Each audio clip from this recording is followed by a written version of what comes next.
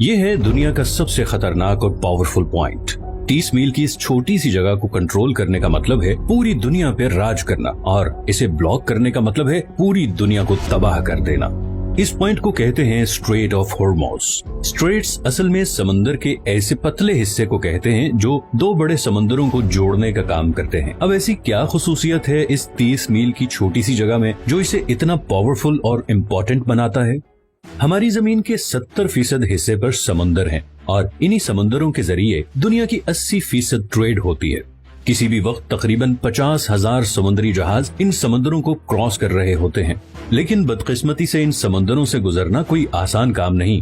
कुदरती जोग्राफिया की वजह से इन समंदरों में ऐसे स्ट्रेट या चोक पॉइंट्स बने हुए हैं जो अगर किसी भी वजह से ब्लॉक हो जाएं तो पूरी दुनिया की इकोनॉमी हिल के रह जाएगी। यही हुआ था मार्च 2021 में, जब एक कार्गो शिप सुएज कनाल में 6 दिनों के लिए फंस गई थी और पूरी दुनिया को $10 बिलियन का नुकसान उठाना पड़ा।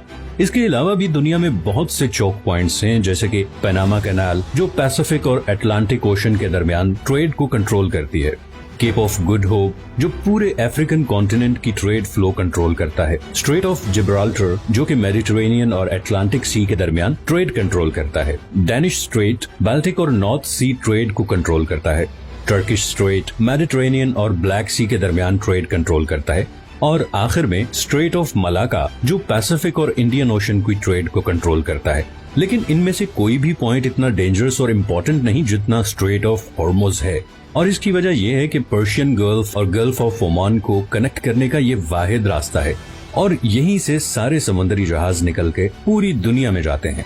अब पर्शियन गल्फ बहुत इम्पोर्टेंट जगह है क्योंकि 8 कंट्रीज अपनी कोस्ट लाइन इसके साथ शेयर करते हैं, जिसमें ईरान, इराक, कुवैत, सऊदी अरब, बहरीन, कतर, यूएई और ओमान शामिल हैं।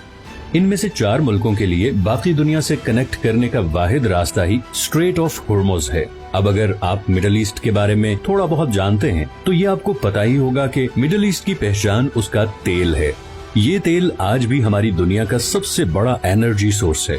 पूरी दुनिया की 33% एनर्जी कंजप्शन तेल से होती है, चाहे वो ट्रांसपोर्ट के जरिए हो जैसे कि गाड़ी, ट्रेन, जहाज या फिर बिजली बनाने वाले पावर प्लांट्स। इन तमाम सेक्टर्स में 70% ऑयल इस्तेमाल होता है। अब ऑयल का मसला ये है कि ये दुनिया में बहुत कम जगहों पे पाया जाता है। इस सर्कल में दुनिया का आधा तेल इन 8 कंट्रीज के पास है, और बात सिर्फ यही खत्म नहीं होती, बल्कि दुनिया के 40% नेचुरल गैस रिजर्व्स भी इसी सर्कल में मौजूद देशों के पास हैं। अब नेचुरल गैस तेल और कोयले के बाद दुनिया का तीसरा सबसे बड़ा एनर्जी सोर्स है। ब्रिटिश पेट्रोलियम के मुताबिक ईरान के पास दुनिया में सबसे ज्यादा गैस के रिजर्व्स हैं। तो हम ये कह सकते हैं कि पूरे पर्शियन गल्फ में तेल और नेचुरल गैस के इतने ज्यादा जखायर हैं जितने शायद हमारे पूरे प्लेनेट पे कहीं नहीं, और इसीलिए पूरी दुनिया की 15% एनर्जी सप्लाई इसी पर्शियन गल्फ में मौजूद कंट्री से आती है। और फिलहाल इस सप्लाई लाइन का पूरी दुनिया के पास कोई और ऑल्टरनेटिव भी नहीं है, लेकिन इस 30 मील के एरिया से गुजर के जाना इतना भी आसान नहीं।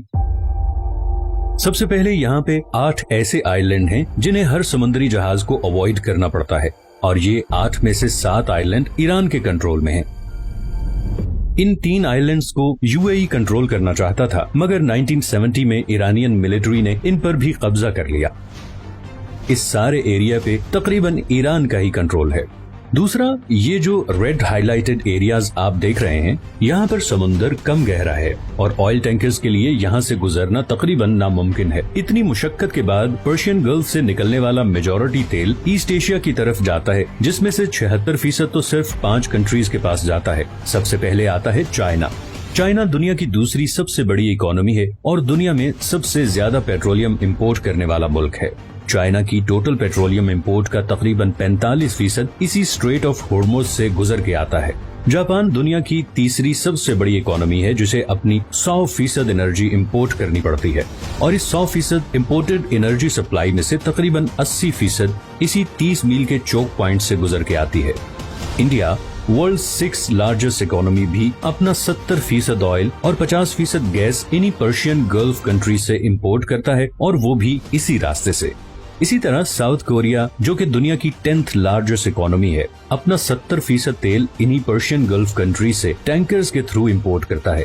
जो उसी 30 मील के स्ट्रेट ऑफ हॉर्मुज से गुजर के आते हैं। तो अगर ये 30 मील की छोटी सी जगह किसी भी वजह से लंबे अरसे के लिए ब्लॉक हो जाए तो दुनिया की दूसरी, तीसरी, छठी और 10वीं इकोनॉमीज बिल्कुल कोलैप्स कर जाएंगी।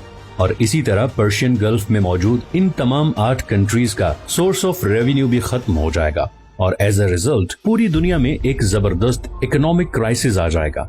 इसीलिए ये जगह दुनिया का सबसे खतरनाक और इम्पोर्टेंट चोक पॉइंट है और इसीलिए दुनिया के सारे सुपर पावर कंट्रीज की इस पे कड़ी नजर होती है। अमेरिका ने भी इसीलिए यूएई, ओमान, इराक, सऊदी अरब और बहरीन में दर्जनों मिलिट्री बेसिस बनाए हुए हैं ताकि वो ईरान पे नजर रख सके और ऑयल की स्मूथ सप्लाई को यकीनी बना सके। दूसरी तरफ ईरान पहले ही किसी भी जंग की सूरत में कई दफा ये स्ट्रेट ब्लॉक करने की धमकी दे चुका है और अगर ऐसा हो गया तो न सिर्फ ग्लोबल इकोनॉमी हिल के रह जाएगी बल्कि ऐन मुमकिन है कि वर्ल्ड वॉर 3 की भी शुरुआत हो जाए। अगर आपको ये वीडियो पसंद आई है तो इसे लाइक और चैनल को सब्सक्राइब जरूर कर लें और अगर आपके पास कोई सजेशंस हैं तो कमेंट में जरूर बताएं। मैंने अभी बहुत से इंटरेस्टिंग टॉपिक्स पे वीडियोस बनानी है तो आपकी सपोर्ट बहुत जरूरी है। अपना ख्याल रखिएगा, मिलते हैं नेक्स्ट वीडियो में।